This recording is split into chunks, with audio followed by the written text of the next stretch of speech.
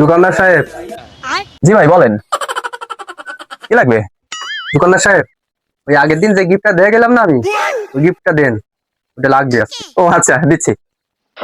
আচ্ছা ভাই, এত দামি গিফট দিয়ে আপনি কি করবেন?